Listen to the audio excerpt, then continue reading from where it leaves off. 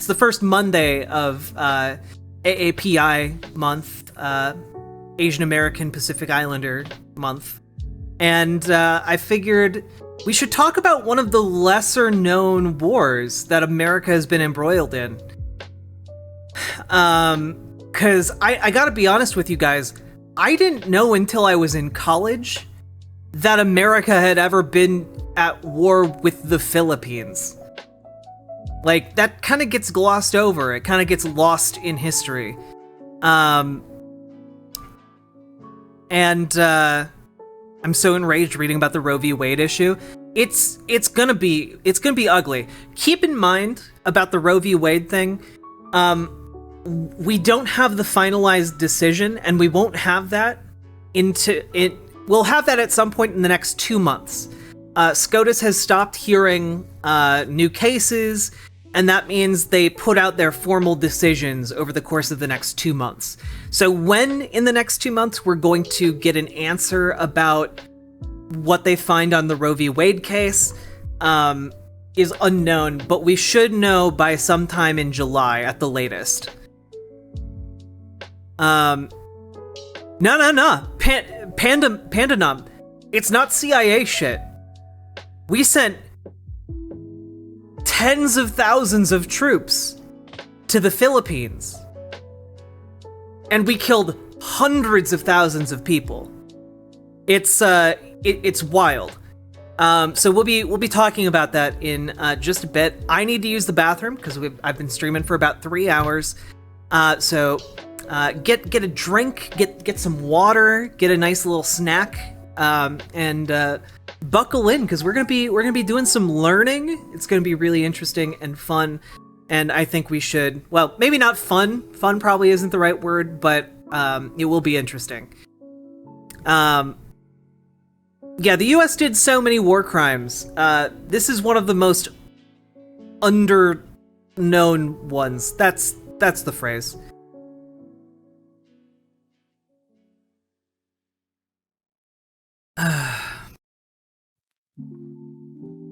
Yeah, I think Indonesia was the CIA.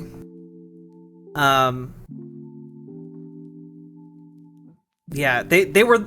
Indonesia was the one that had the genocide against communists, right? Like over 1 million communists died. Did it immediately follow the Spanish-American War? Pretty much, Dark Star Mike. A lot of the groundwork for the Philippine-US war was laid by Spanish colonialism in the Philippines, and Filipino resistance against the Spanish that then carried over to resistance against America. Okay. So, one of the aspects about this story that is pretty interesting, right, is that a lot of it begins in a very insecure United States, a very,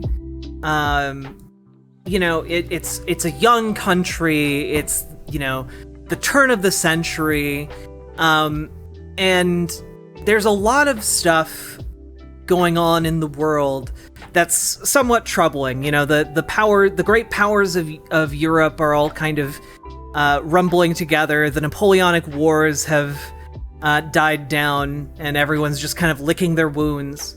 And meanwhile, Spain and the United States go to war. And Spain, throughout the mid to late 1800s, really was going hard on their empire. And one of the hardest places that they went was in the Philippines. The Philippines was largely seen as a kind of gateway to the riches of the East. It was seen as a kind of stepping stone, right? So you had the Philippines being, full of arable farmland, to build, obviously, rich for exploitation by the colonial powers.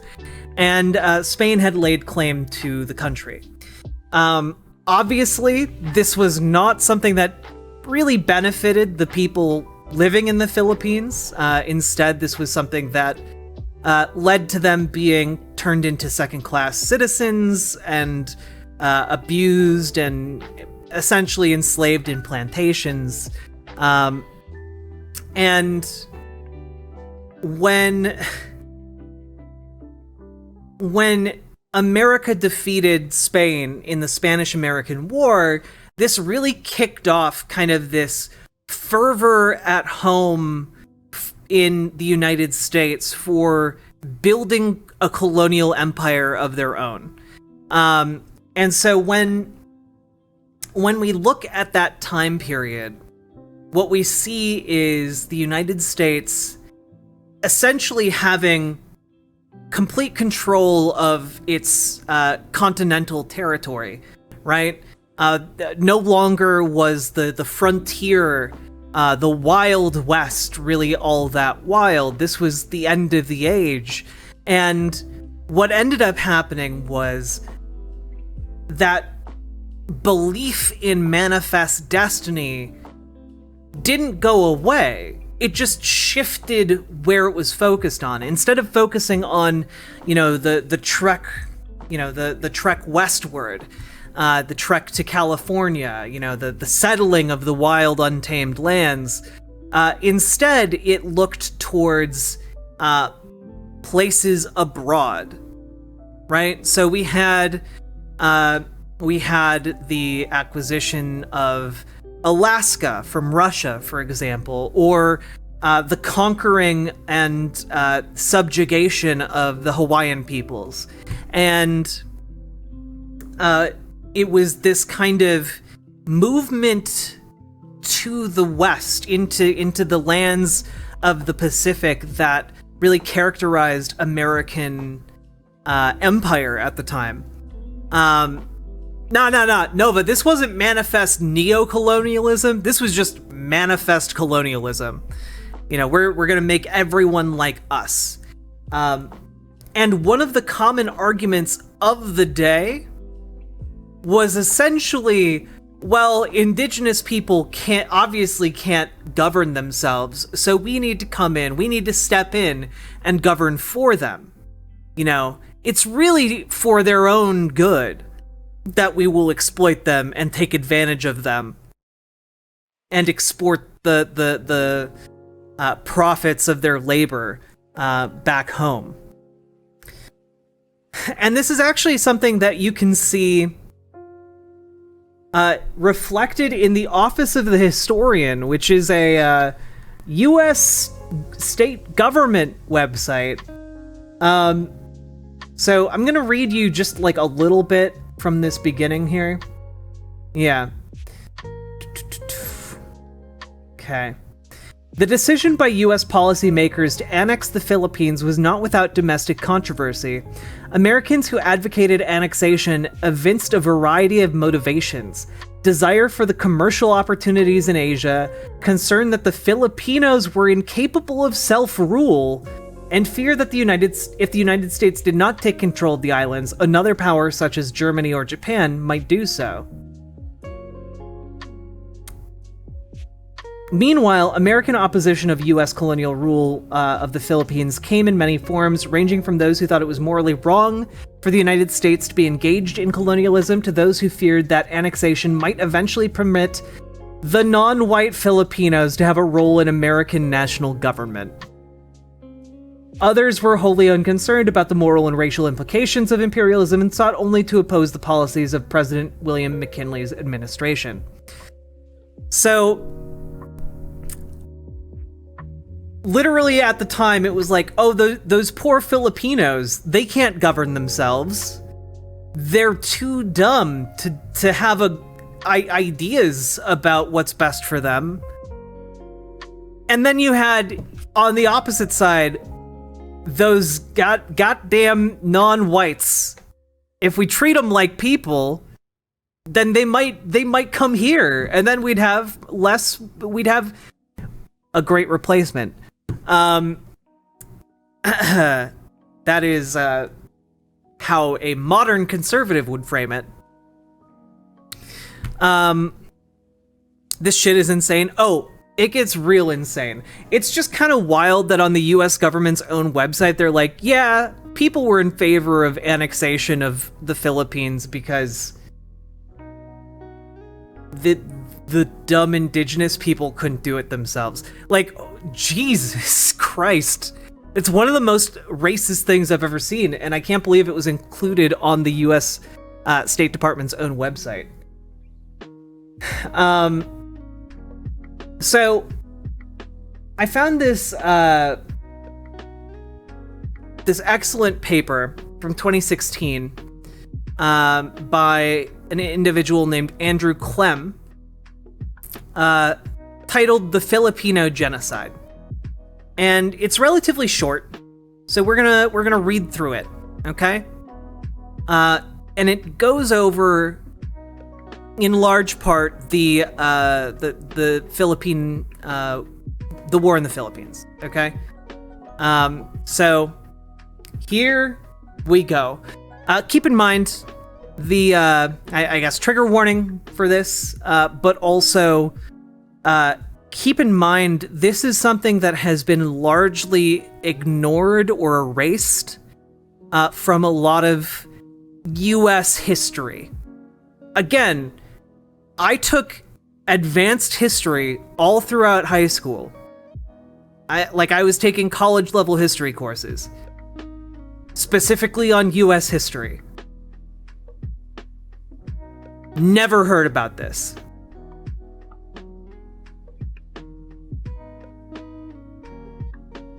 So, let's go through this, okay?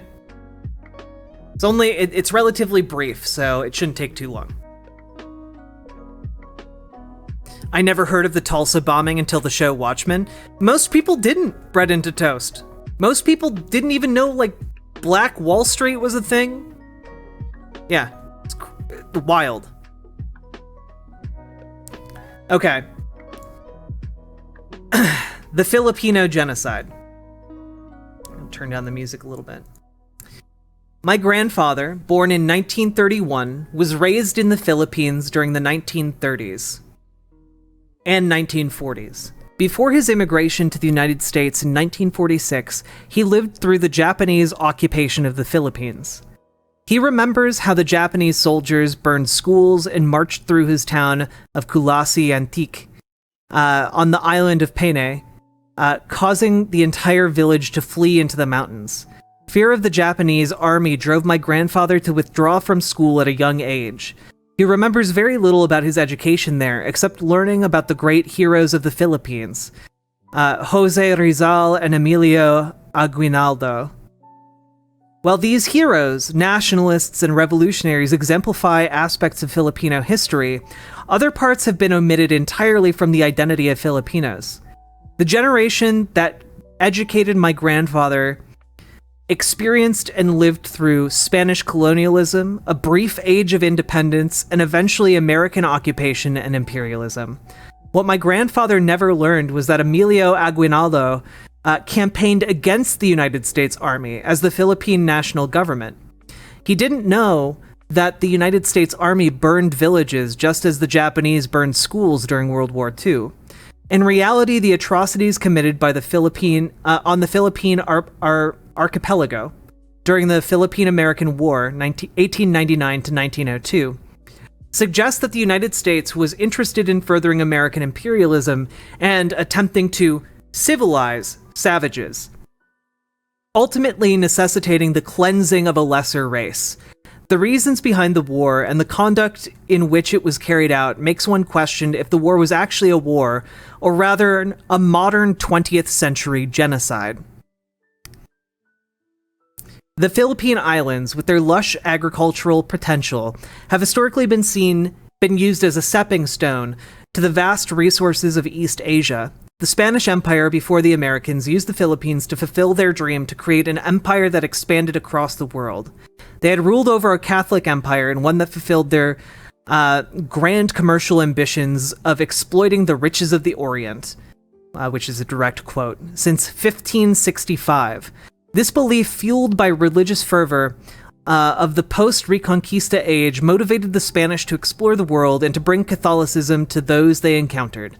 The Philippine Islands, with their rich soil, vast deposits of various metals, and access to fisheries, proved to be an excellent location for the Spanish to begin their colonization of the Far East.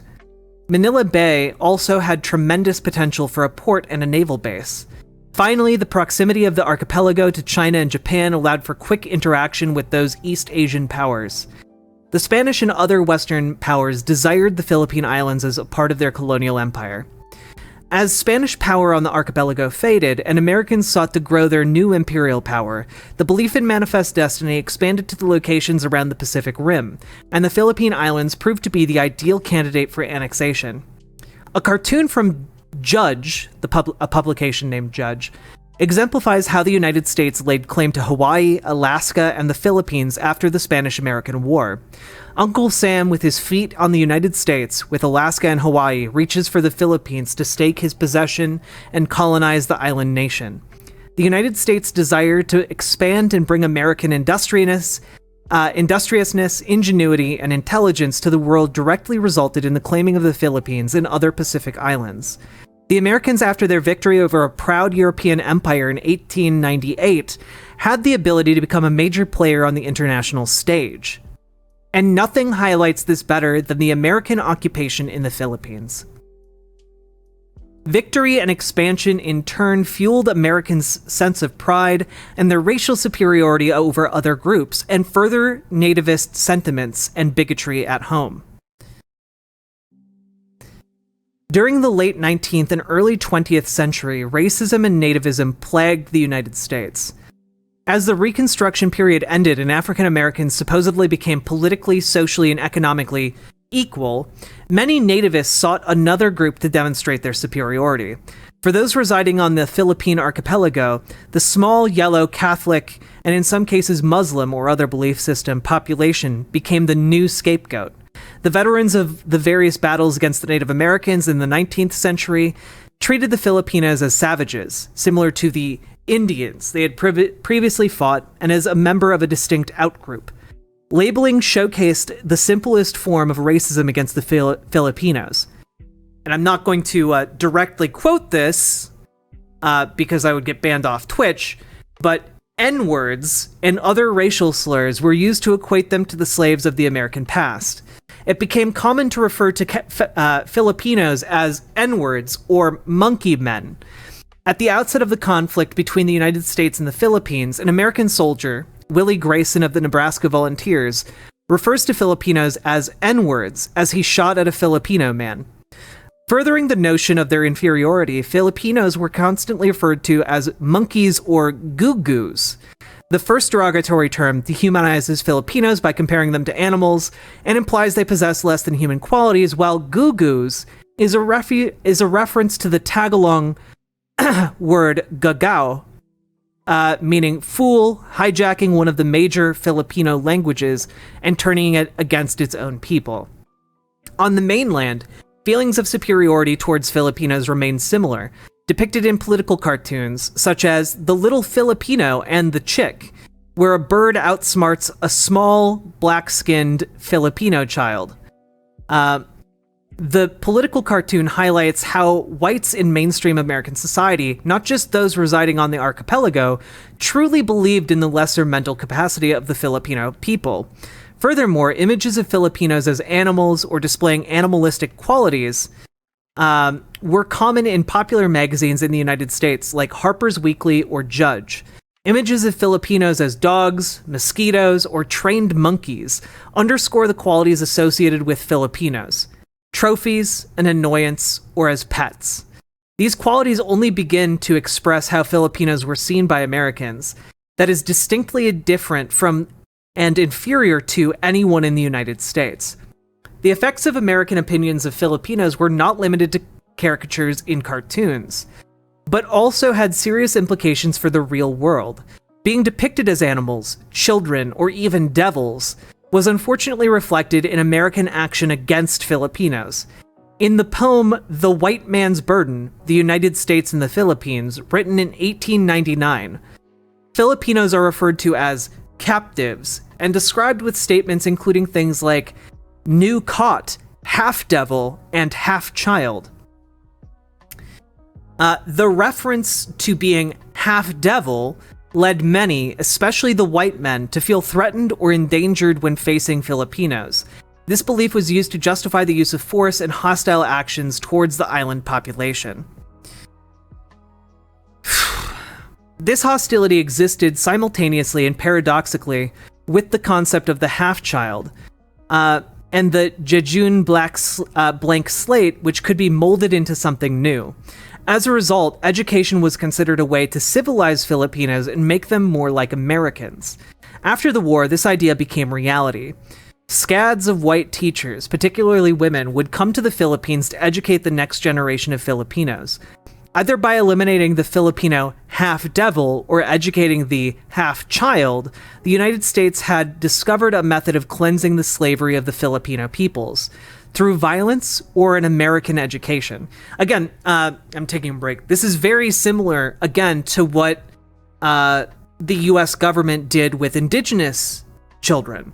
You know, there was the saying, kill the Indian, save the child. And this was essentially endorsing state, or rather state-endorsed cultural genocide. It was an attempt to erase indigenous identity from the United States.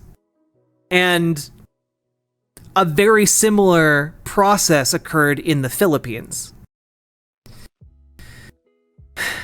The magazine Puck clearly illustrates this concept in a cartoon named It's Up to Them, in which Uncle Sam holds out his hands, giving the native Filipinos a choice.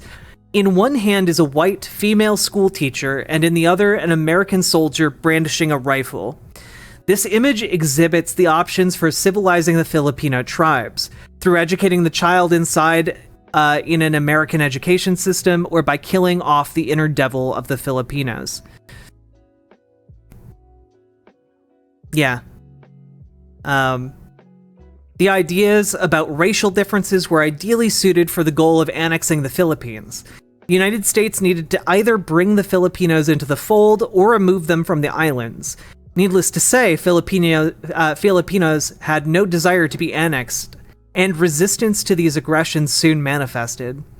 Emilio Aguinaldo, the president of the makeshift revolutionary Filipino government, led the battle against the United States Army. The outgunned and undermanned Filipino army unsurprisingly lost battles of conventional warfare to the experienced American military. As a result, in November of 1899, Aguinaldo dissolved the army into various guerrilla bands. The purpose of this strategy was to wear down the will of the enemy, use the superior knowledge of the environment and the goodwill of the common folk to instigate an early exit by the Americans. This strategy, while probably the only means of fighting the superior American forces, also resulted in various atrocities, because in the eyes of the American military, combating the Filipinos was not fighting a war, but merely quelling an insurrection. The American military was not constrained by the typical rules of warfare. The strategies used to counter the guerrilla tactics of the disbanded Filipino military included the use of torture, killing prisoners, targeting civilians, and other genocidal tendencies. As fighting continued, so I haven't read this, but I haven't read this before, but what's telling is how the torture was framed. So, for those of you who don't know, waterboarding is a fairly old tactic, and in fact, should I add a trigger warning to the title? Nah. In fact, in the Philippine War, the United States implemented a direct policy of waterboarding prisoners, except that they called it the water cure, where they would inject water via syringe into the nose and mouth until a prisoner was almost drowned to death. And we still do it to this day. We still do it. Guantanamo Bay is still open. Still open for business. As fighting continued across the Philippines, the American soldiers continued to slaughter the poorly equipped Filipino revolutionaries. Filipino casualties were sometimes 10 times greater than that of the American forces. This ratio, while absurd, is easily attributed to superior warfare tactics and strength. Unfortunately, because of the Americans' racial prejudices, the minor damage inflicted by the resistance from a supposedly lesser race demanded an extreme response. From the beginning of the war, some American military leaders estimated that it, and this is a quote, "it may be necessary to kill half of the Filipinos."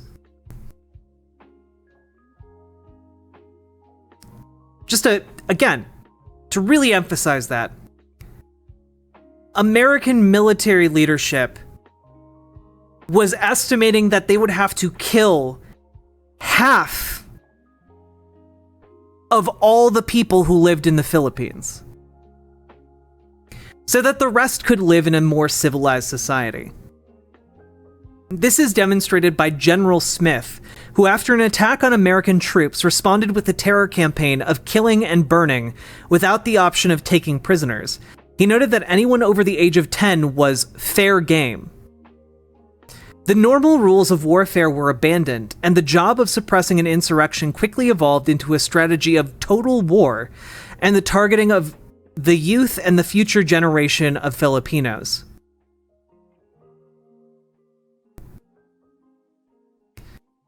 The New York Evening Journal comments on General Smith's words with a cartoon labeled "Kill Everyone Over 10," displaying a firing squad about to execute a group of young Filipino boys.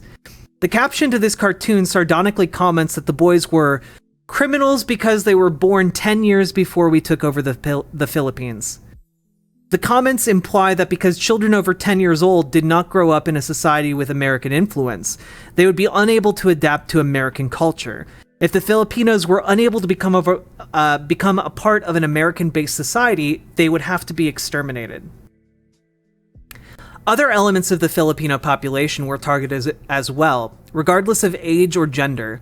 This was done through the burning of villages and the forced relocation of the native Filipino population.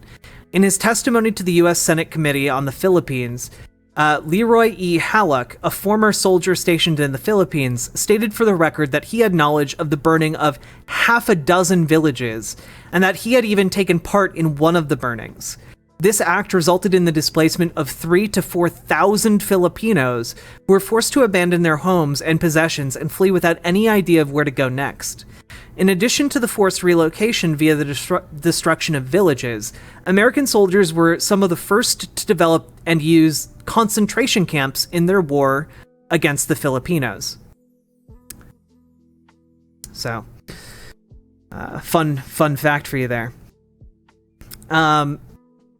The resources necessary to construct concentration camps demonstrates the extreme measures that the Americans were willing to take against the Filipinos.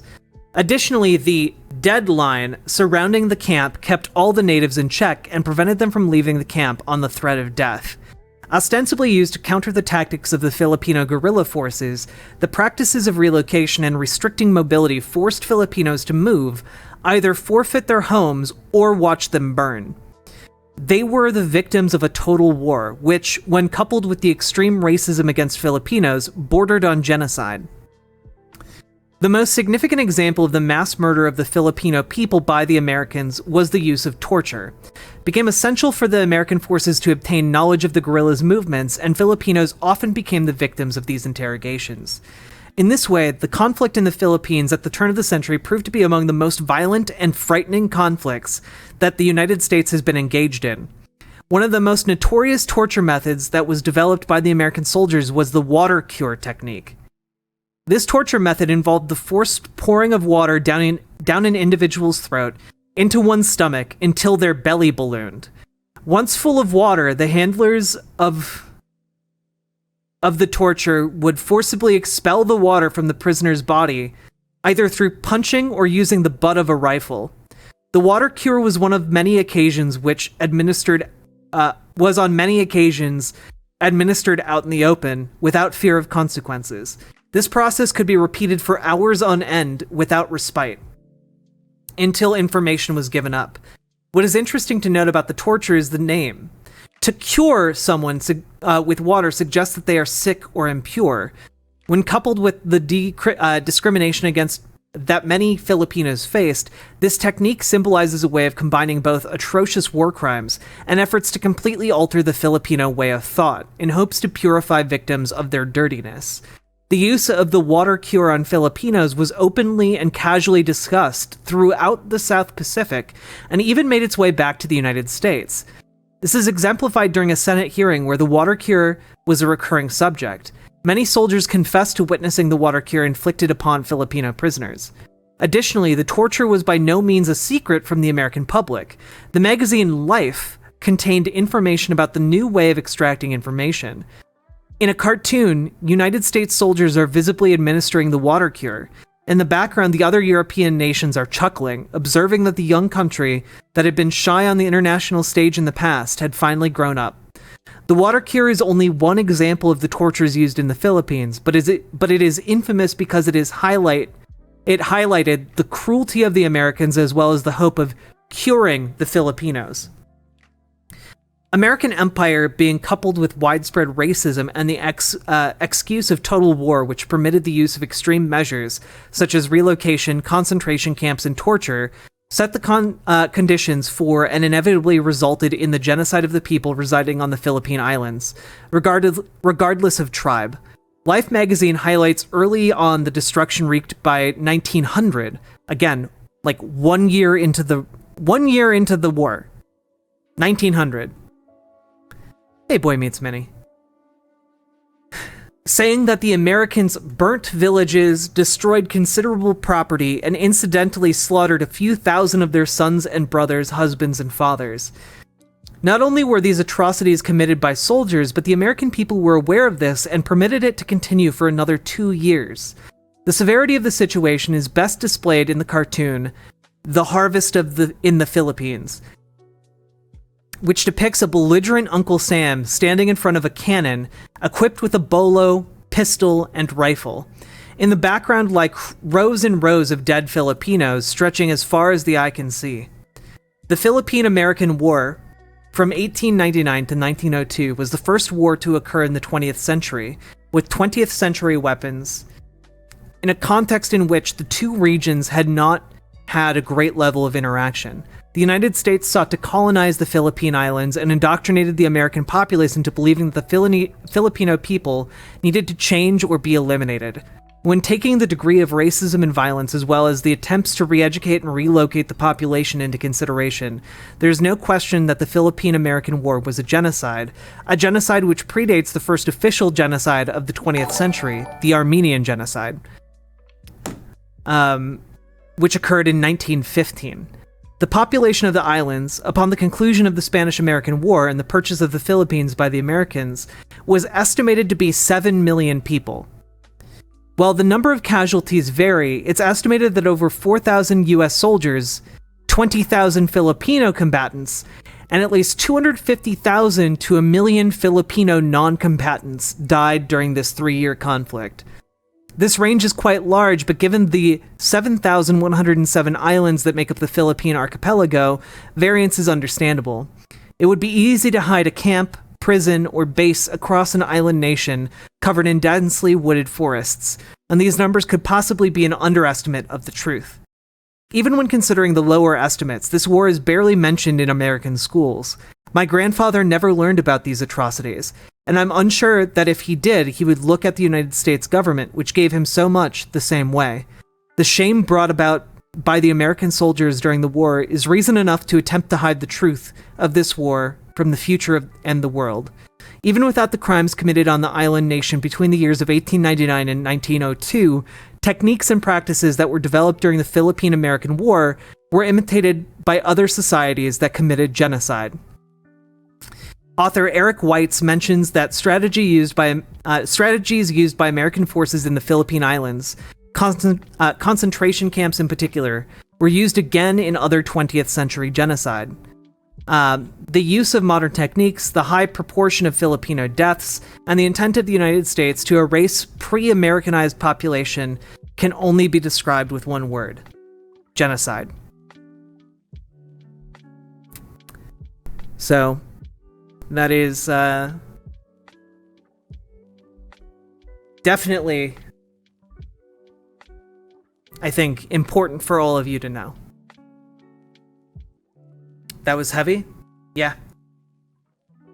Pretty fucked. Yeah. Even the low estimate of 250,000 civilian deaths. And we don't learn about it. We don't learn about it. It's so frustrating and difficult.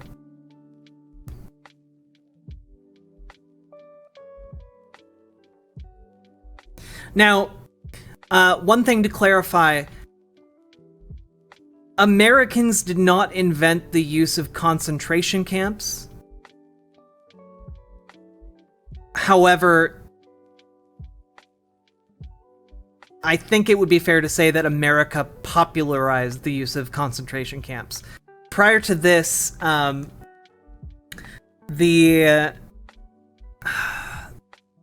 Belgian Congo was well known for its use of concentration camps, but it was usually in regard to running plantations rather than attempting to control and systematically eliminate a population.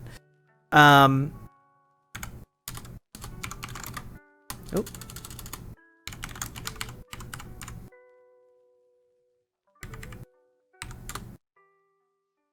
Yeah. So slightly before this, so maybe about 15 years before the beginning of the Philippine American War, was when King Leopold II of Belgium became the absolute ruler of the Congo, called the Congo Free State. And in the course of coercing and controlling the native population to produce, valuable commodities that he could bring back to Europe, he constructed the first concentration camps.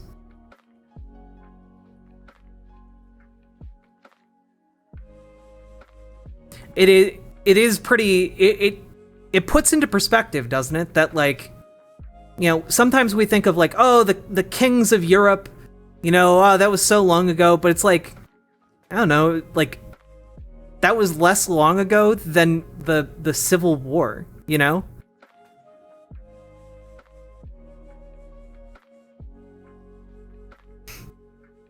I preferred Leopold the Chocolate Store. It didn't do anything horrific.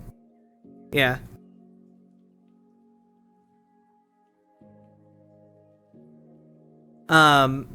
Yeah. So there was a lot of interconnectedness and colonial powers were paying attention to what one another were doing. They were taking notes, trying to figure out the best way to run these colonial factories of profit for themselves. Well, it was pretty horrific for the people on the receiving end of that treatment. Belgium is still a bit fucky sometimes. In Flanders, the Vlaams Belang party essentially wants to go back to that era of hurting everyone for the glory of the nation. Is Belgium capable of doing that anymore? That seems bad. That's a bad idea. I'm not in favor of that. Okay.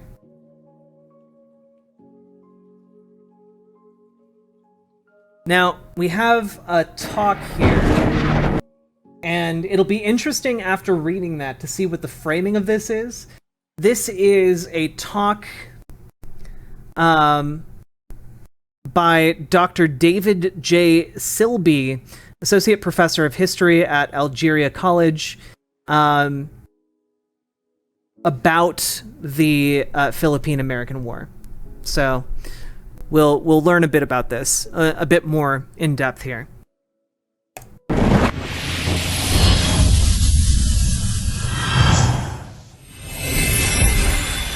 And it will probably be a bit biased, as you might be able to gather from this logo. So keep that in mind.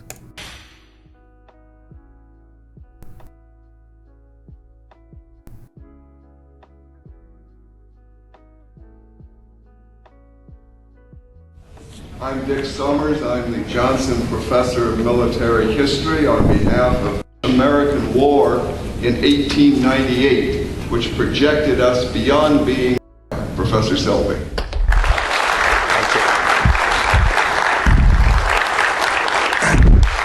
Thank you very much. I have about 7 microphones on me at the moment, so let me just make sure that everybody can hear me as I talk. If you can't hear me, wave your hands. Okay, I see no waving of hands. Let me start with a movie.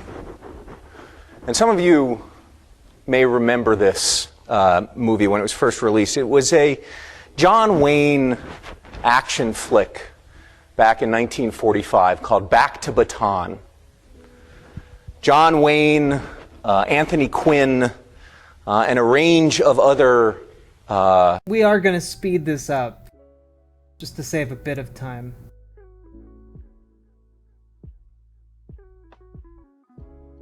Studio actors in a movie about America's position, America's experience in the Philippines during World War II. And I'm not making any claims for Back to Baton being a Oscar-worthy movie, although I personally am a John Wayne fan, so anybody talks bad against the Duke, they have to talk to me first.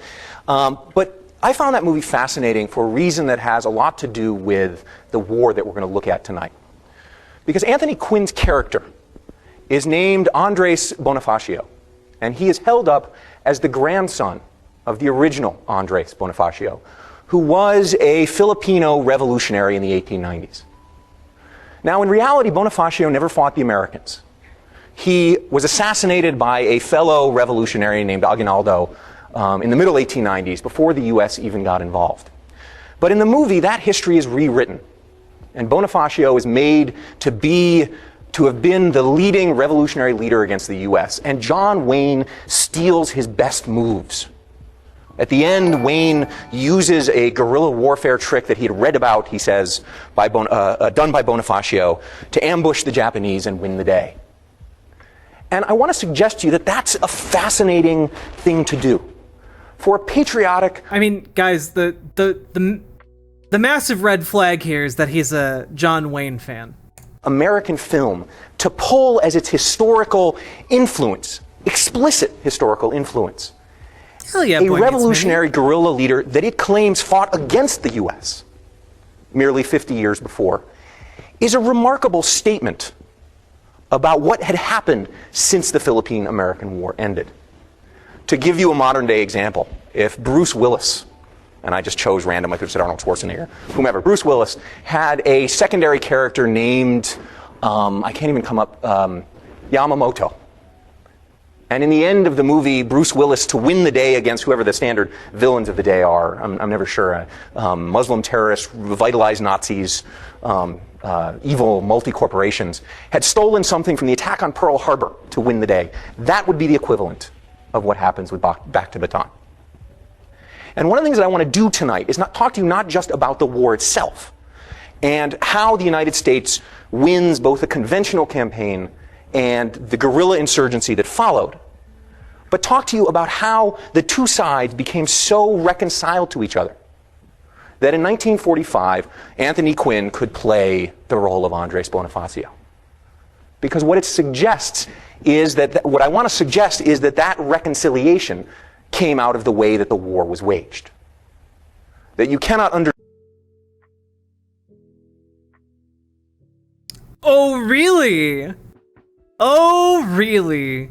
The humane way the war against the Philippines was waged killing anyone over the age of 10.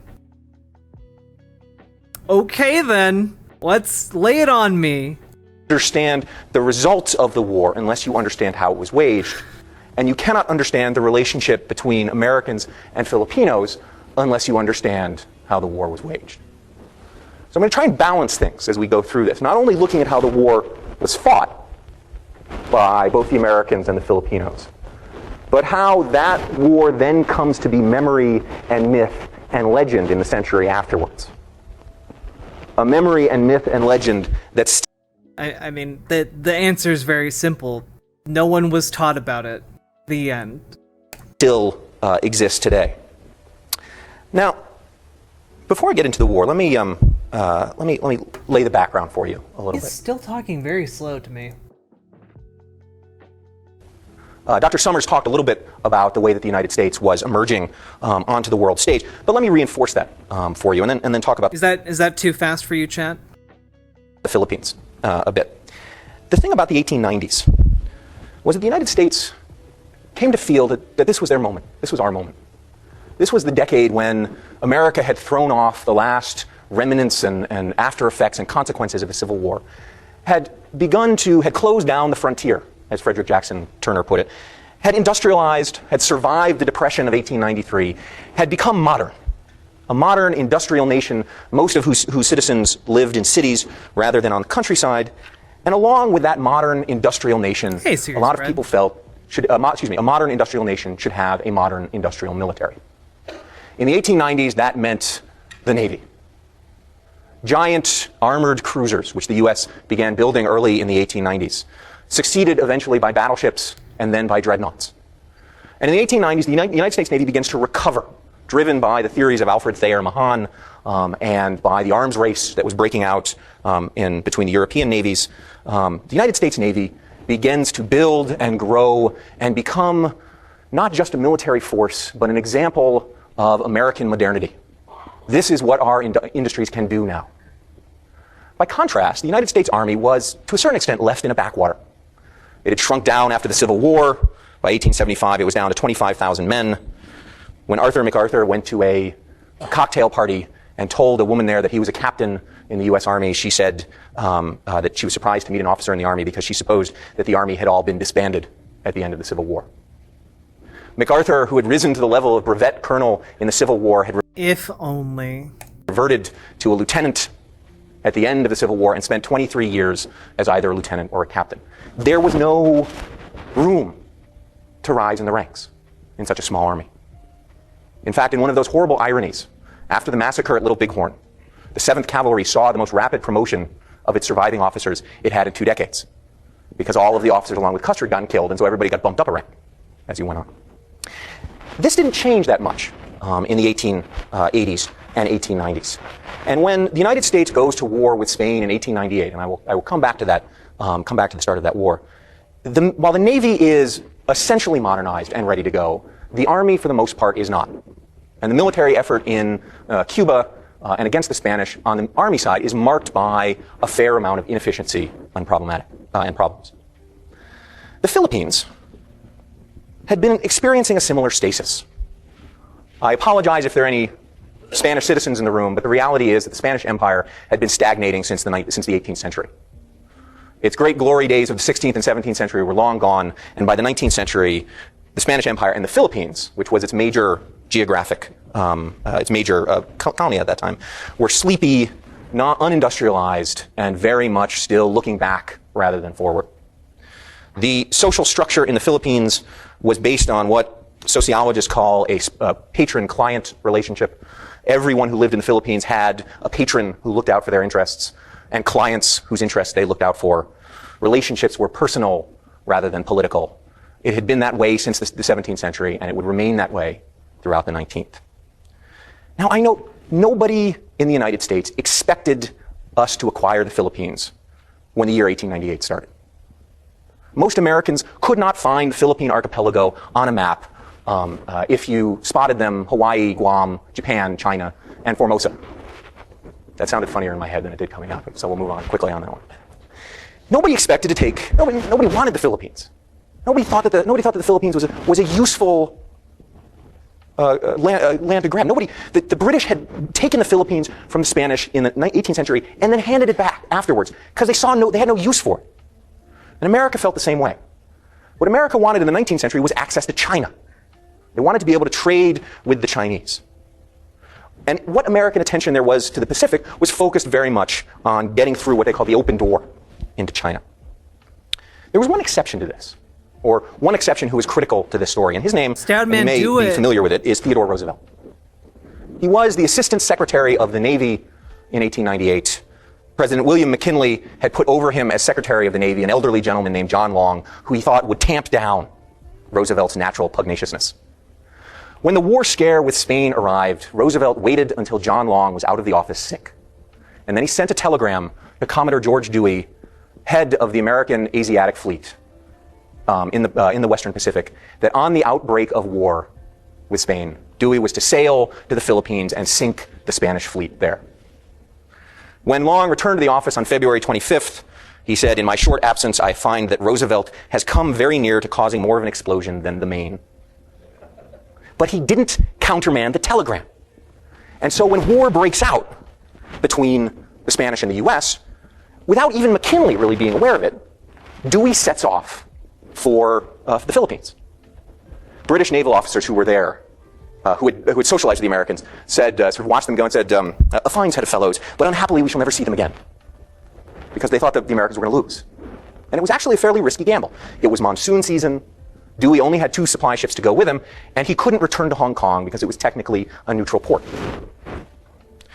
He sails they sail to the Philippines, they check Subic Bay and it's empty, and then they sail into Manila Bay, where the Spanish admiral, who knows the antiquity of his ships, has carefully positioned them in the shallow part of the bay, so that when the Americans sink them, his sailors will have a chance to walk on shore and survive. And he, better than those British officers in Hong Kong, understood the relative disparity in power between the ships of a modern industrial nation and that of a stagnant empire.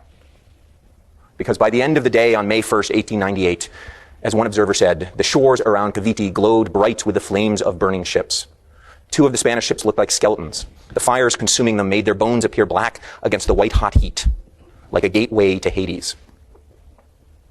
Dewey sent his telegram back home, the famous telegram back home, "Not one Spanish flag flies in Manila Bay, not one Spanish warship floats except as our prize." And one of his rewards was to be put on a range of tchotchkes, including mugs, cigarette cases, matchbooks, and anything and everything that American merchants could come up with. But McKinley doesn't know what to do.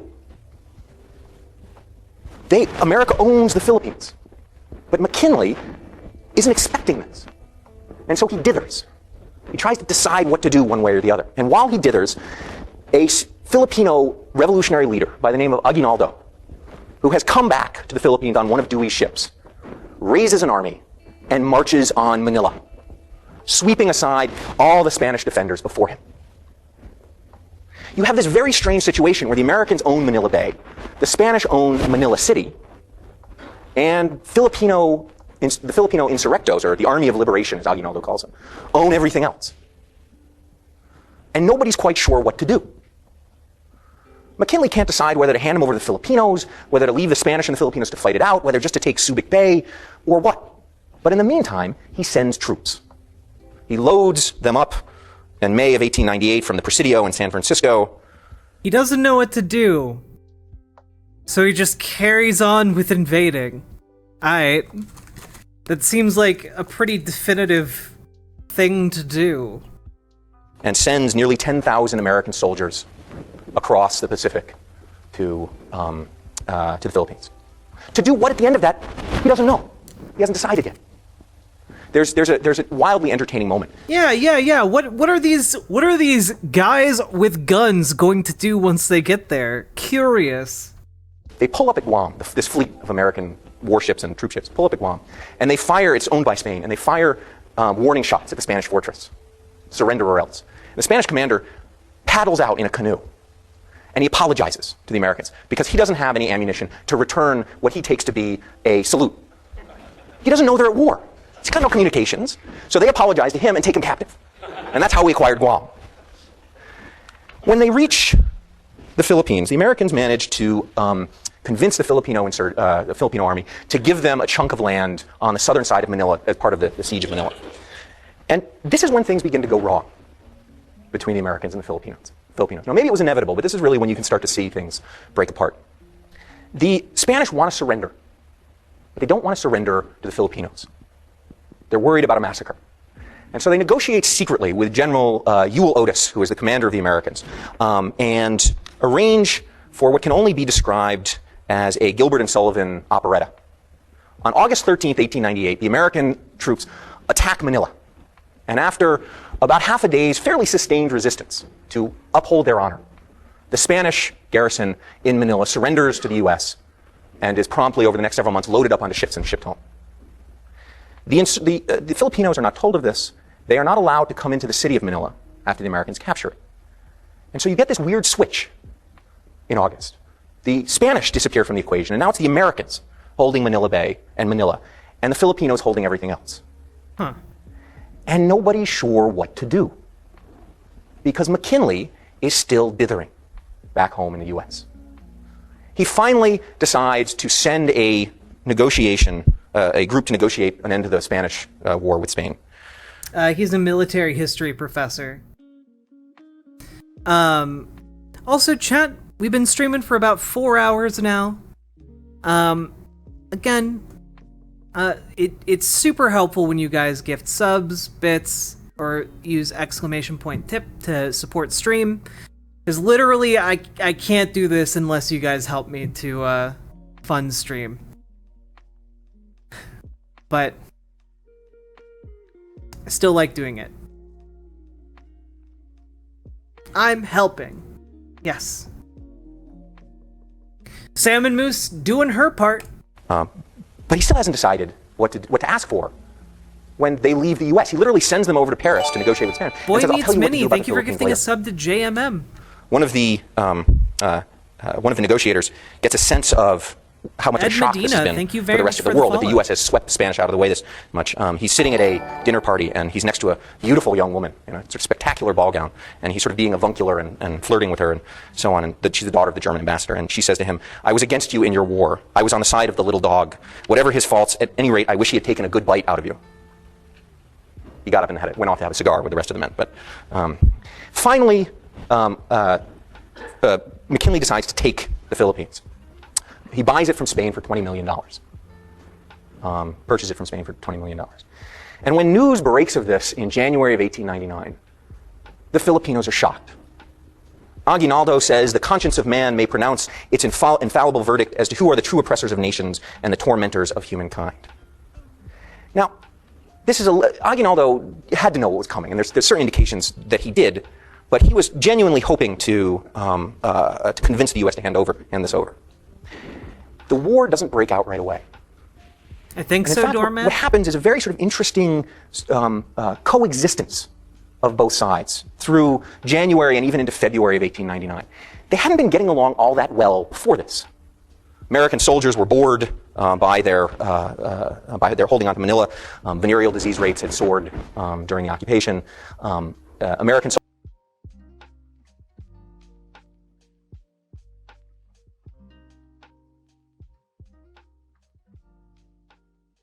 A British journalist, remembered that American soldiers were calling the Filipinos niggers. And the Filipinos, and here's where the quote gets very interesting, the Filipinos were beginning to understand what that meant. So from the very beginning, there was a certain amount of friction. But it really didn't break out. Damn, crazy, dog. They started to figure it out, huh? They cracked the code? Out until February of 1898. And on the 5th of February, 1898, the 4th of February, a unit of American soldiers from the 1st Nebraska Regiment encountered a Filipino patrol way out on the lines outside of Manila. And what happened then is not clear. The Filipinos said the Americans fired first, the Americans said the Filipinos fired first. And both sides had their own reasons for claiming that. What we do know is that 2 Filipino soldiers ended up dead. And that after that, there was a night of sporadic fighting between Filipino and American units on the line. When morning came, Arthur MacArthur, who was the commander of one of Otis's, Arthur MacArthur, who commanded one of the brigades, asked permission. Yeah, he really didn't hesitate saying that, did he? It just rolled off the tongue. He didn't skip a beat there. To go on the offensive, figuring that the war was going to start sometime and this was as good as any, and the Americans attacked. 2008 wasn't that different of a time, guys. At about 8 o'clock in the morning. Now, I want to pause for a second here and say the conclusion of this battle was not Damn, foregone. he must have been so good at Call of Duty. American weapons technology was not necessarily better than what the Filipinos had. The Filipino soldiers were experienced in a way that many of the American soldiers were not. Both the Filipinos and Americans had time to dig in and build entrenchments over the course of the months that they were facing each other. Numbers were about equal. And yet, over the course of the 5th of February, 1899, the Battle of Manila turned into an overwhelming American victory. About 59 American dead, about 300 American wounded, versus several thousand dead. Yeah, this was 2008. And the question that I want to ask, and I want to talk about for a moment, is why it was so lopsided. Because I want to suggest a couple of things about why it was so lopsided that don't fit into the traditional narrative about this. First thing to consider, it was Sunday. Well, who cares? Sundays. What's different from Sunday or Saturday? Well, most of the Filipino officers were gone to church Sunday morning. And so the Filipino units were not entirely leaderless, but they were leaderless. They had many fewer officers than they had previously, than they had usually. And in a world in which you define yourself by whose client you are, and who your patron to not have your patron there, your officer there, means not only that you can't necessarily do your duty to them, you can't be seen to do your duty to them. The importance of the patron-client relationship is that you are seen to be upholding your responsibilities. And without their officers there, the Filipino soldiers couldn't be seen to be doing that. The second part of that relationship that I want to highlight is that your responsibility as a client was to do what your patron asked you, but not to the point of getting killed. You didn't have to die for your patron. In fact, it would destroy the whole system if you were supposed to die for your patron, because then your patron would start running out of clients. And so what you... Okay, so one of the flaws I just want to bring up with this point is just that if this system... Sorry, let me rephrase this in my head. When I was talking about patrons, what is going on? So he earlier essentially made a claim that the way business was done in the Philippines for a long time was essentially a patron and patronized relationship. It relied on patronage and like someone basically supporting you and supporting your work, right? And so he's trying to make a connection between that type of, I guess, economic system and the relationship it has with military action. And this is part of the problem. I don't think the patronage system would apply to the military. That doesn't make any sense to me at all. You would expect to happen. These are all volunteer people. Like, they volunteered to fight for the freedom of the Philippines. So why would they be expecting a patron and patronized relationship? If the Filipino army was made up of clients who did not have their patrons with them and were not willing to die for those patrons, was that they would fire on the Americans until the Americans got close enough to present a genuine threat, and then they would retreat. And that's exactly what happened on February 5th, 1899. Every American unit remarked about it, that they would charge the Filipinos. I mean, think about this. These are Civil War veteran officers who are mounting frontal assaults against a prepared enemy, knowing what had happened at Gettysburg and at Petersburg and at Fredericksburg and so on, and they would get to about 300 yards, the killing zone. And instead of starting to get knocked down, the Filipinos would drop back to their next position. And the next thing, and they would do it again, and the same thing would happen. Not because the Americans had overwhelmed them, not because the Filipinos were cowards, but because they understood what their responsibilities were and the limits of those responsibilities. And those responsibilities did not include dying for their patrons. By the end of the day, the U.S. owns the area. I mean, I think the point he makes about maybe officers being missing is one that might hold some water, but I don't think that would necessarily result in the outcome he is trying to portray with this patron system idea. Around this is an educational lecture. Manila. And they have to decide what to do next. Aguinaldo is confused and doesn't quite know how to respond to this. This is true, Ryla. Yeah. He's trying to connect the two because it has to be connected from his perspective. In this regard, it's much more interesting that his analysis is more reflective of himself than it is of the actual situation he's trying to comment on. And he has another problem, which is he's losing credibility.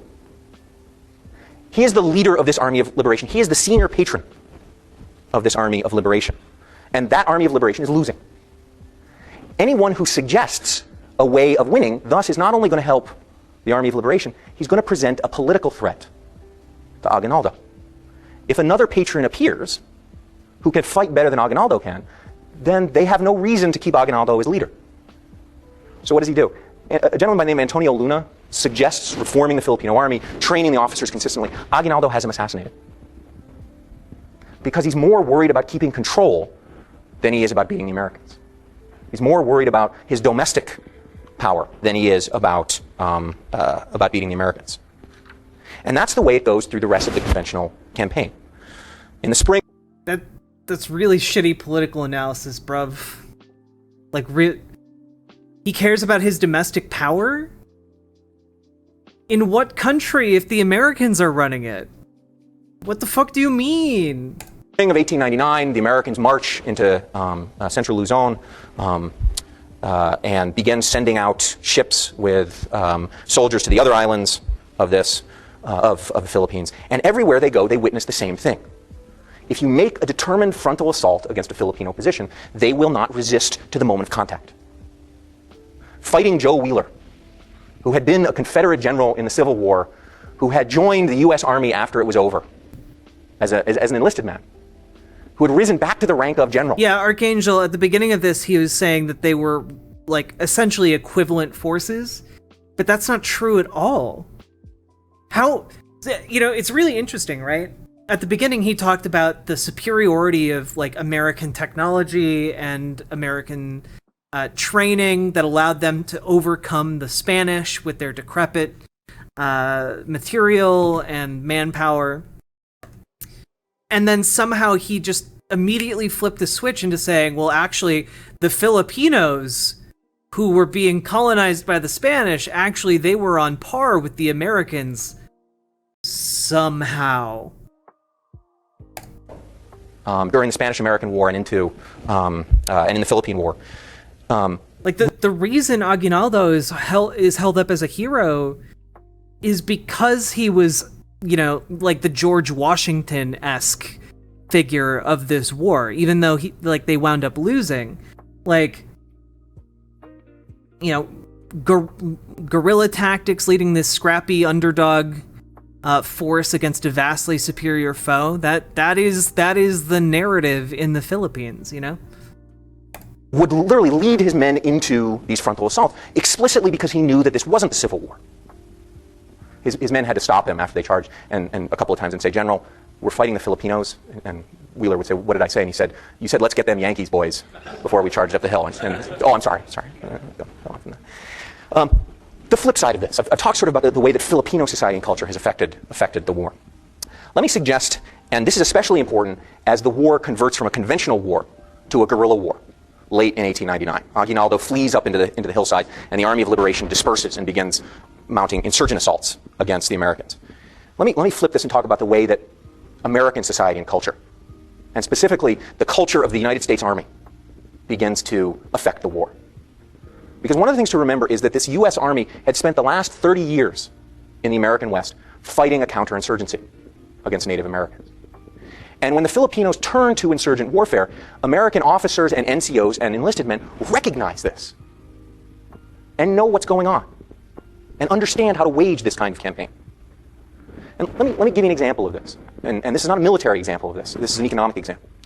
When U.S. forces reach the Hemp Islands of Liti and Mindanao and Samar, they opened the hemp trade with the United States up again. Hemp was used at that point for making ropes. Whenever I lecture my undergraduates about this and I say hemp, they get this knowing look on their face and start nodding, which worries me a little bit, but never mind. They do this, they open the hemp trade up again, even though they know that the hemp fields are controlled by Aguinaldo's forces and are taxing the hemp farmers. They are literally handing money to the insurgents by doing this. But they do it anyway, because what they also know is that by doing this, they will co-opt the businessmen and merchants of the coastal cities who trade the hemp. And those are the folks, they think, who control the society of the islands. So because of their experience, they're literally willing to hand money to the insurgents in the interest of co-opting another specific set of Filipinos. And it works. The business classes and the merchant classes and the shipping magnates in Leyte and so on come over to the American side very quickly. The thing is, there's a little pause as this is building up, where the Americans don't really know that the war hasn't ended. Otis sends a telegram to Mckinley saying that the war was over in the spring of 1900, asking to be mission accomplished, he said, asking to be, or roughly says, asking to be replaced, and Arthur MacArthur becomes the commander of American forces. Otis goes home and war's over, he doesn't need to deal with this. MacArthur's a fascinating character. I understand now where Douglas MacArthur got his personality in all its positives and negatives. And as soon as MacArthur comes in, MacArthur doesn't think the war's quite over yet. He knows Otis does, he knows Mckinley does, but he doesn't think that the war is quite over yet. And yet, in his very first month of commanding American forces, who shows up on his doorstep but William Howard Taft, sent there to be the first civilian governor of the Philippines. Two more dissimilar people you cannot imagine. MacArthur was tall and lean, rode the horses, loved to be out on campaign. Taft weighed 300 pounds and traveled with his own bathtub because hotel bathtubs did not fit him. There are various accounts of the greeting MacArthur gave him. MacArthur said, welcomed him right up, come on in, sit down and dinner. Taft said that he made him stand on the docks until the sweat froze on my brow. Now, anybody who's been to the Philippines knows that nothing freezes in the Philippines. I'm a little skeptical about both accounts, but they never got along. And one of the things that stretches this war out, even though the American army essentially understands what it's doing, is the conflict between MacArthur and Taft, and the conflict between the military side and the civilian side. MacArthur would do things like, Taft would ask MacArthur for an officer to repair the sewer system in Manila, and MacArthur would send him a name. So Taft would nominate the guy, and then MacArthur would veto it. That showed him. The situation gets bad enough, the insurgency gets powerful. Lady Raincloud, you absolutely should be. Because he is giving, a speech to, the U.S., United States of America Historical Society or whatever. Enough that in the fall of 1900, Douglas whatever. MacArthur, who was a cadet at West Point and played baseball, was heckled at the Army-Navy baseball game with the following chant. MacArthur, MacArthur, who is the boss of this show? Is it your father or Emilio Aguinaldo? Excuse me. But MacArthur had an idea about what to do. And it was a double-sided idea. MacArthur wanted to continue the reform of the Spanish legal system. He wanted to create elementary education for all Filipinos, to teach them English and other basic skills. He wanted to rebuild the sewer system, as I mentioned already. And he also wanted to mount a sustained counterinsurgency campaign against the Filipinos. He concentrated the civilian population into camps. Damn, I wonder if there's a word for that.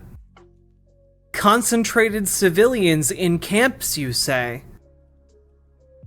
Wow. Guarded by American soldiers and barbed wire. He created garrisons to protect important spots and then sent flying columns out to travel anywhere all throughout the Philippines to chase Aguinaldo's forces. He expanded native forces, the Filipino Scouts, and a range of other groups recruited from the native populations. The Americans used torture to get information, the water cure, among other things. And over the course of December and January of 1900 and 1901... Damn, really glossing over that one, aren't you, bud? Americans began to cripple the Filipino insurgency, cut them off from their support, convinced Filipino civilians that it was better to be on the American side than otherwise, chased them down to their hiding places,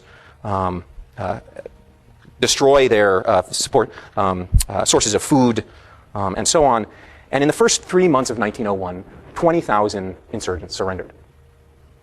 Now, note one thing about this, and this is especially critical. What would often happen when people surrendered or came over to the American side was that the Americans would immediately put them back in charge of the place they had just been fighting over. Remember, these are the local patrons in a lot of cases. The officers of these insurgent groups are the local patrons. So they would surrender to the Americans, and the Americans would say, great, you want to be governor of Leyte or northern Luzon or this valley or whatever? You're the one who's running it anyway. Just run it for us. And so they literally co-opted the power structure that was already there during this period. Not only does this get on their side those who had already surrendered, it convinced those who hadn't surrendered that they could. What's going to happen? Pretty much the same thing I'm doing now, except the Americans aren't going to be shooting at me. This is a positive development. Aguinaldo, on the other hand, can't offer anything to his clients at this point. He's in hiding.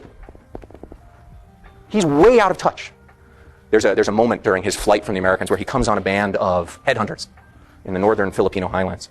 And they're traditional enemies of his tribe, the Tagalogs. And they welcome him in and say, you're fighting the Americans, we welcome you. By the way, we're having a head shrinking ceremony tonight. You're invited to come. So they shrink 2 heads in front of him and then look at him thoughtfully and sort of suggest that he moves on quickly. But so he's cut off. He can't reward his clients in the way that they want to. What really shatters, I would argue, the insurgency actually comes in April of 1901. Aguinaldo is captured. An American flying column under a gentleman by the name of Frederick Funston marches deep into insurgent territory and manages to capture Aguinaldo and bring him back. And MacArthur puts him up in reasonably lavish accommodations. He gets to watch American soldiers play football games from his window, and convinces him to put out a call to the insurgents to surrender, which MacArthur has printed in Spanish, Tagalog, and English, and published all over the Philippines. And after that, more and more insurgents surrender. The problem is that with Aguinaldo gone, and this is true of a lot of insurgencies, with the leaders gone or crippled or reduced in power, there's nobody left to surrender for everybody. It's not like World War II, where Hitler could kill himself and Raeder steps in as the next Fuhrer and surrenders the forces. There's no central leadership left to surrender. And so the insurgency continues, but sort of trickles off, gets lower and lower and lower in intensity, with a couple of fairly dramatic exceptions. At an American outpost in the southern islands, in the southern island of Samar, a Company C of the 9th Infantry Regiment is ambushed at a place called Balangiga in September of 1901, and 48 Americans are killed. The American response, Jacob Hurd Smith, the commander of the American forces, tells his subordinates to turn Samar into a howling wilderness and kill all men over the age of 10. Now, they obey him more or much less, but it gets ugly there for a very long time. And meanwhile, one of the fruits of concentrating the civilians comes home to roost.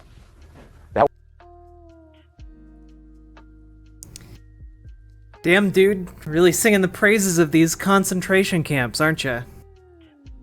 Was probably the worst mixed metaphor I've ever been responsible for. Fruits rarely come home to roost. Forgive me. Yeah, the issue with what you said was not the horrible metaphor. Over-ripens. A fruit over-ripens. Okay. Concentrating the civilians, they can't build sewer systems for them, for all the concentrated civilians. They don't have the time or the ability to do it. And so cholera breaks out in the spring of 1902, and about 200,000 Filipinos die of it.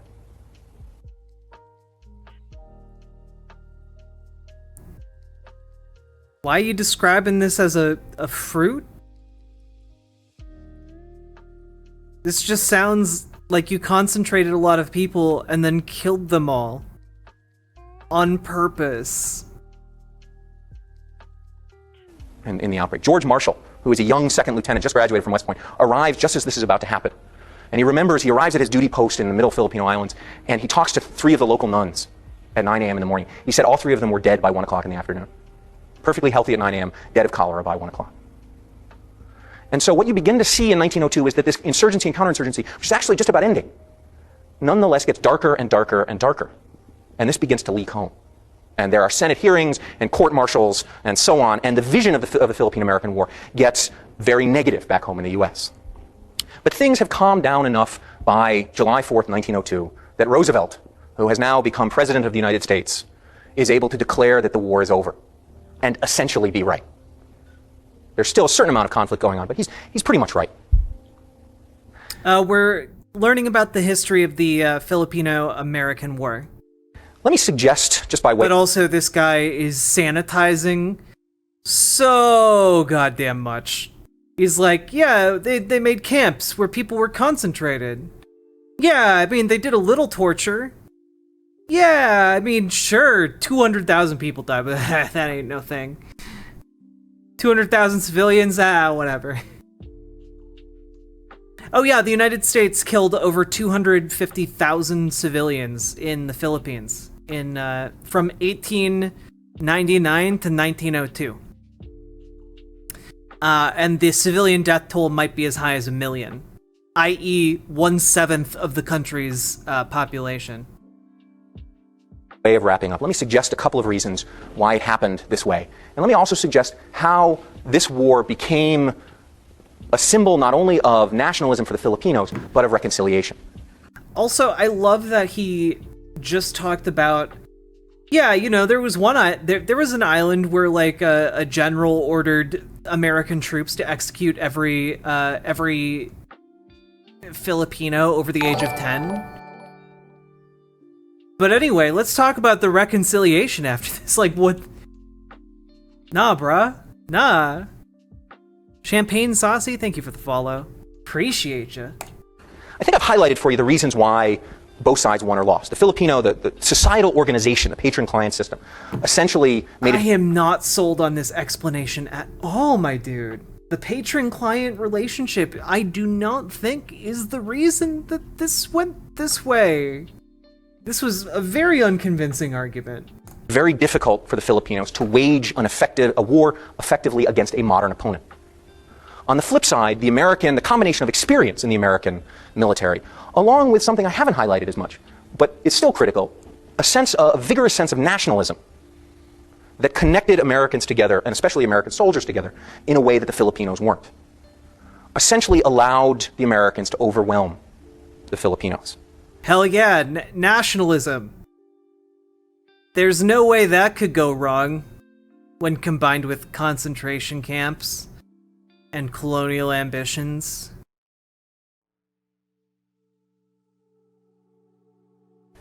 But one of the most interesting things I think about this war is how rapidly the two sides reconciled with each other. Despite the cholera outbreak, despite the atrocities committed by both sides, by the 1920s, the Filipinos had become, in American eyes, what I would call a most favored race. And I'll give you an example of this. 1924, the U.S. Navy decides to get rid of all of the African Americans in the Navy. Don't like having African Americans in the Navy, we're going to get rid of all of them. But they needed mess stewards. White people shouldn't serve white people. They needed mess stewards. They went for Filipinos.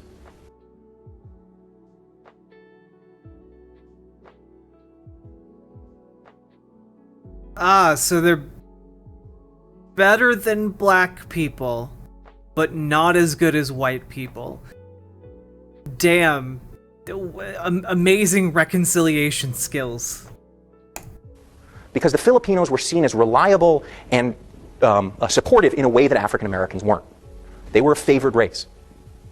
And let me finish up on this final thing to sort of give you a sense of the reconciliation, and then I'll... But that's not reconciliation. That's just still being racist and colonial. Open it up for questions. Think about the symbolism of Douglas MacArthur in World War II. I shall return. Guys, he just argued, well, you know, we really reconciled really well after that. 'Cause I mean, we hired Filipinos to serve us food. We hired Filipino waiters. So I mean, reconciliation achieved, I guess. Holy fuck. Turn is held up by Filipinos and Americans alike as a binding promise between the Philippines and the Americans. But who's the guy who's making that promise? The son of the man who defeated the Filipinos in 1899 to 1902. The son of the man who destroyed the Filipino Army of Liberation. The two nations... Yeah, that sounds like a guy who's who's got his priorities in order for the Filipino people. You know, I'm the son of the guy who killed your attempt at liberating yourselves from colonial rule. Have come so close to each other in the 50 years that not only can John Wayne star in a movie with Andres Bonifacio, but Douglas MacArthur can come to be seen as the savior of the Philippines. And the savior because Japan invaded the Philippines, you goon. I'm sorry, did something happen in the 50 years between 1902 and 1952? Did maybe something happen that might have changed how people thought about Americans because they were invaded by Japan during World War II? I'm so mad right now. Why is John Wayne the centerpiece for his historical argument? Holy fuck. Holy fuck. When I started off this clip of him, this talk of him, and he went on a 10-minute talk about how great John Wayne was, and I said that was a red flag. Holy shit, have I been vindicated. I have been thoroughly vindicated by this. I fucking hate John Wayne. John Wayne has the charisma of a wet paper bag, okay? And I'm not afraid to say it, and most of the movies he was in were not good, uninteresting, and or extremely racist. So, look, I'm just saying, when someone's like, my favorite actor is John Wayne, that's a fucking red flag, okay? That's a fucking red flag. That person has an 80-20, an 80% chance of just being straight up racist.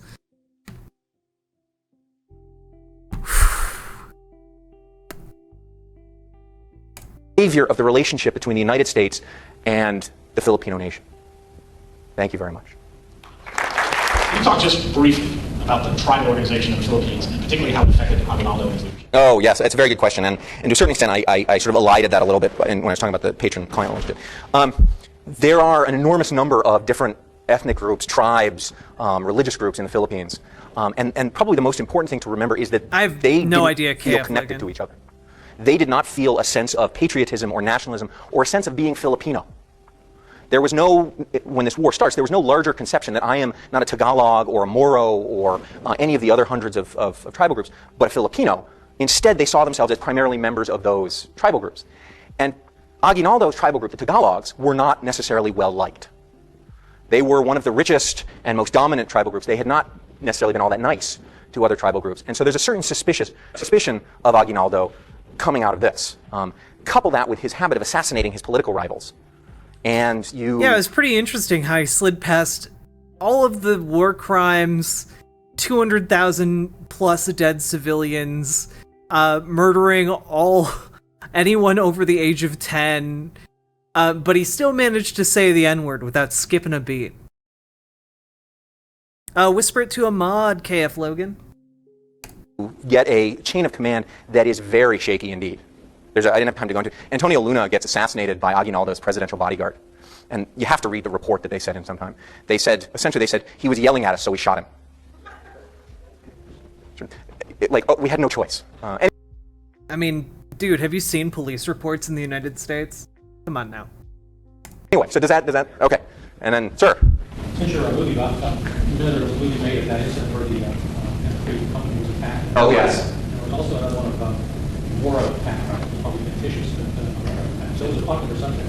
Oh yeah, it's very interesting because there've been a lot of movies done about that. The Balangiga massacre is fascinating in a whole set of respects. There's sort of this sense on the American side of this is not legitimate. Don't you know you've lost? They called it a massacre. It was actually a perfectly reasonable ambush by a local Filipino insurgent. You just caught Company C essentially napping one morning. But the Americans refer to it as a massacre because, how dare you keep fighting after we know that the war is over? So there's sort of that sense of that. I have not seen the movie. Is it any good? Once Upon a Time in the West, and for a few dollars more, and the good, the bad, and the ugly. For a few dollars more, hands down better than Fistful of Dollars. Wow, backhanded recommendation. Okay. Sir, and wait. I'm trying to get the speaker to work, which is going out on the side. I was struck in listening to you by certain parallels between what's going on in Iraq and the Philippine experience, and also Stoudman, Once Upon a Time in the West has one of the best villain entrances I've ever seen in any movie ever. It's so fucking good. It's so fucking good. I might show it to all of you, just so you guys can know. your mention of the Indian Wars, which I think is a very fascinating era, and what the carryover might have been to the American Army.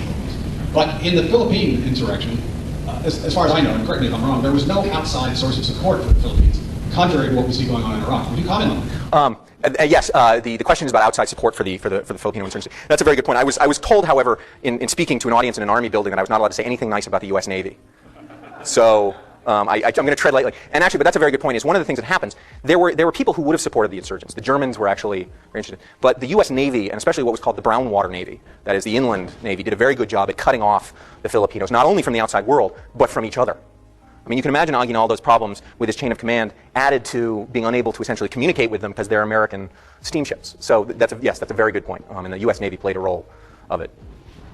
My question has to do with the Spanish colonials. How large a group of people there, the banking, commercial classes, as you said, right. Go outside the Americans, and immediately entered into the social type of the island. Right. The question is about sort of the sort of Spanish upper classes, and that also is a very interesting topic. The Philippines.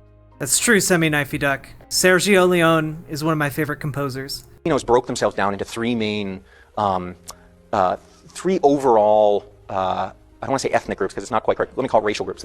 They were Peninsulares, who were Spanish people who had been born in Spain and come to the Philippines. There were Insulares, who were of Spanish descent but who had been born in the Philippines, and there were Indios, who were native Filipinos. The Peninsulares were the top of the ladder. The Peninsulares were below them. And then of the Indios, they used to say that you can dress a monkey up in clothing, but he's still a monkey. So they were not well liked at all. Those upper level groups had an incentive to shift to the Americans fairly quickly because it was clear that it would preserve their control. Americans were not. Oh yeah, Boy Meets Minnie, you came in after I read that part. It was pretty common to refer to the people of the Philippines as monkey men. What's the context here? What's he trying to argue? I mean, the context is that it's Asian American Pacific Islander Month, and I wanted to talk a little bit about one of the least acknowledged wars that America has ever engaged in, and do some education, because I'm not gonna lie, I didn't know any of this. I didn't even start learning any of this until I was in college. And even then, pretty late in my college career. I don't know why people in chat are talking about Armageddon, though. That one I don't know. Not interested in extensive land reform. And so there is, if you look at it, there is large contingents of Spanish-descended Filipinos who shift to the Americans very early on, even before the conventional war is over. There are Spanish merchants and bankers who essentially throw their lot in with the Americans. If I may ask the next question, I know we're going to pass the microphone around to each of the questions. America's first contact in a military sense with Muslim people since the Barbary Wars, with the Moors. John Wayne isn't in Armageddon. Can you talk, please, about the nature of those relations early on, and how they evolved or degenerated over time, please? Yeah, very. And the interesting thing is, it's sort of the reverse of this of what we might think stereotypically. But early on, the relationships were very good. When the U.S. got there, first off, we actually negotiated a treaty of neutrality with the Sultan of what was then called Sulu, the Sultan of Sulu, who was who we thought ruled over Sulu. We didn't discover until later that he actually had no real power. But so very early on, during the actual war that I'm talking about, the Muslim areas of the Philippines were among the most peaceful parts. And in fact, we supported a lot of Muslim groups against Christian Filipino groups that were massacring them in some place. So it's a very interesting stereotype. What happens in 02 and 03 after the main insurgency is over is that a civil war breaks out against the Sultan of Sulu, and we get involved in that. And that turns John Wayne isn't in Die Hard. What do you guys?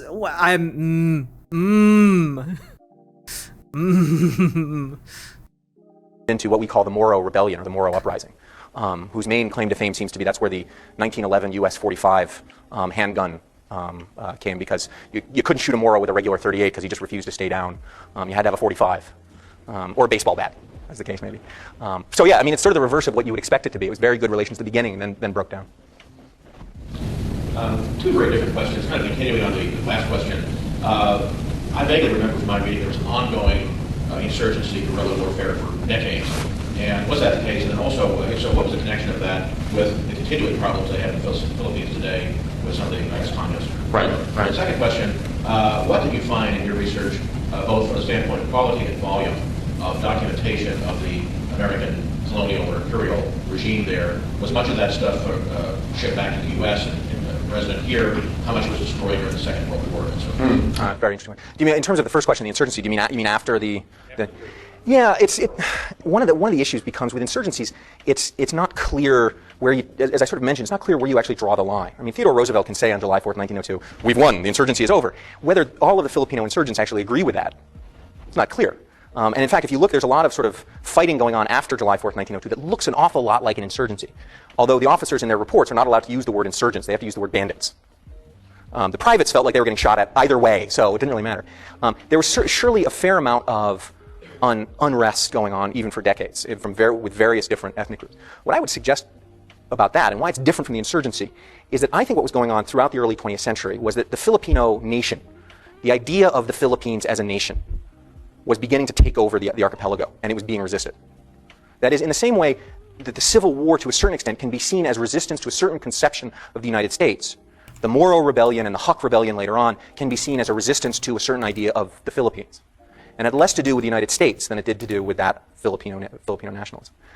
In terms of the sources, a remarkably large amount of stuff has survived. This guy's just wrong, chat. This guy is just wrong. The Spanish had colonized the Philippines since, like, the 1500s. Like, they had been there for hundreds of years at that point.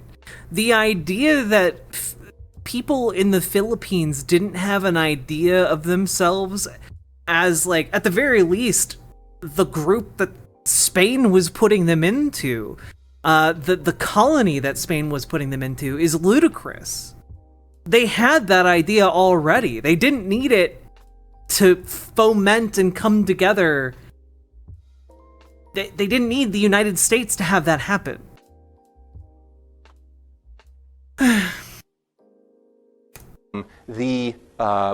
Most of it, Macarthur was an inveterate note-taker, and he used to write the most flowery language. It's really, man never met a multi-syllable word that he didn't like. And I should talk, I'm a professor, you know, what do I use? But most of it was either copied or made it back to the US. Amazingly, very little of it, as far as I know, was destroyed during World War II, with the exception of a fair amount in Manila in 44 and 45, when the Japanese were sort of destroying a lot of. There's a lot of it out there. And it's a shame that it hasn't been used as much as it might be. Brian Lynn is obviously a great exception to this. What there isn't a lot of, and what hasn't been used, is what the Filipinos were doing. There's still no analysis, as far as I know, of the fight of the Army of Liberation from when Aguinaldo lands in early 1899 until they actually make it to Manila. We just don't know what they did to fight the Spanish. So we know the American side pretty well, but not the Filipino side. Probably have time for one more question. I've read that most of the fighting in 1899-1902, large part of it was carried on by volunteer troops. How did they recruit for that? Was it difficult to get people to volunteer to go over and fight insurgency or economic incentives? Or? No, actually, in fact, it was. Well, let me rephrase that. In 1899 and 1898, 99, and 1900, most of the people fighting were volunteers. By the way, I love how he continually keeps saying, like, Andres Aguinaldo. Like, he only arrived in the Philippines in 1899. But motherfucker had, like, Emilio Aguinaldo, like, literally was part of an underground movement starting in 1895, dedicated to expelling the Spanish from the Philippines. Like, the idea that he, like, just got there, it was like, well, gotta fight, gotta start an insurrection.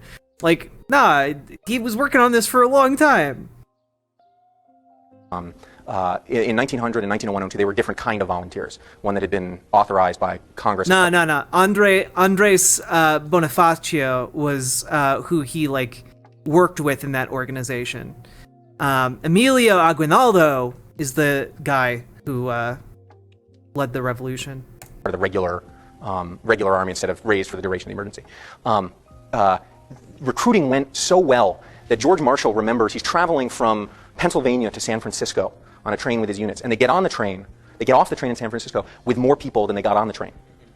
Because they would stop at these little towns on the way across America, and these 18-year-old kids would jump up and join the unit.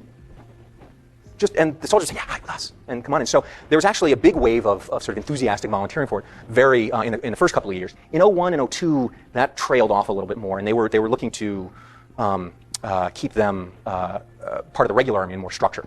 One of the most fascinating cases is African-American soldiers. The units of African-American soldiers were sent over to the Philippines to fight, and they sort of, kind of wondered what's going on, because they get off the boat, and the white American soldiers are calling the Filipinos niggers, and the African-American soldiers are saying, well, wait a minute, who are we supposed to be fighting again? What's going on? There's a famous...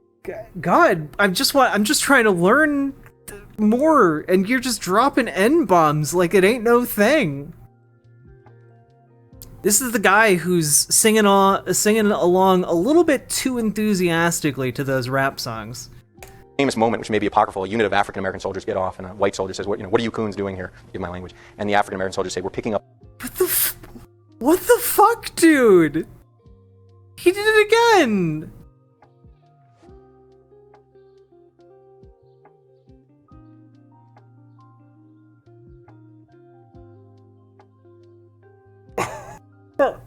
Jesus. Up the white man's burden. Now that's just a little too good, too quick. So I'm a little suspicious. When my wife says something snotty to me, I'm not that quick. So, but I'll give them credit. Yeah, this is the guy who grew up watching reruns of Sound of the South. My question is very similar, so I'll change it. I've never called a lot of problems. He didn't even have to there. He just did it. Yeah, the question's about deploying American troops from the Presidio in San Francisco across the Philippines. Oh yes, and there are hundreds of excellently entertaining stories about this. Yeah, we were not ready to supply. The U.S. was not ready to supply a long-distance war, and so we were operating on a shoestring, just as much out of San Francisco as we had been out of Tampa. The story that leaps to me in mind now is the soldiers got on these warships and. Cross-Crescent Creed, thank you for being subscribed for 11 months. It's almost been a full year of Conyer Sit and Conyer Scoot. They had sent, the U.S. had sent the first of these newfangled washing machines to wash the soldiers' uniforms on the way over. And so the soldiers stripped down to their skivvies and they put them into the washing machines and they sort of started turning the handle, and the washing machines promptly ripped them to shreds. And so one of the soldiers I read about talked about how some of his friends were walking around naked except for their socks. And they had no uniforms. And this thing. And there are more of those stories than I have time to relate. So yeah, we had very serious problems getting them shipped across. Thank you. I appreciate it. Thank you very much. Thank you. We have a tradition. It's a tradition we established many years ago, but you probably noticed your poster outside. And as soon as I get down here, we usually present our speakers with a copy of their poster that they can take back with them. Okay. Well then. That was a lot. He also dropped the C slur for black people. I don't know if you guys caught that one, but holy shit. I'm trying to think of something real clever to say, but that dude just kept saying the quiet part out loud over and over again while whitewashing some of the most horrific war crimes that the United States has ever been involved in. Literally said concentrating civilians in camps to avoid saying that the United States built concentration camps. So, long story short, the United States, for relatively no reason aside from wanting to project imperial power, annexed the Philippines, and then invaded and crushed the native people who had been working on expelling the Spanish for decades prior. And when they met resistance, just massacred people in multiple strategies of total warfare, with relatively little oversight from the U.S. government, and massacred civilians, did forced relocations, put them into forced re-education camps, put them in concentration camps, pursued policies of torture, and killed, either directly or indirectly, anywhere from 250,000 to 1 million civilians. So, we learned about that, and then you got to see kind of how, even college level education on this conflict is so sanitized and whitewashed. It's ridiculous.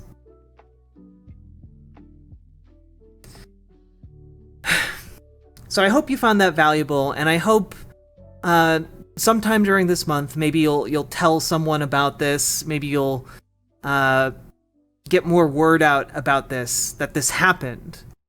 Because not enough people even know that this happened.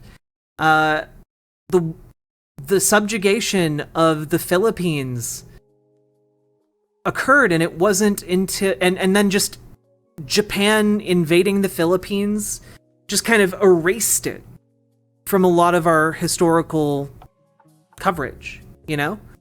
And I think we need to be more aware that the United States has a long history of doing stuff like this. And we need to be...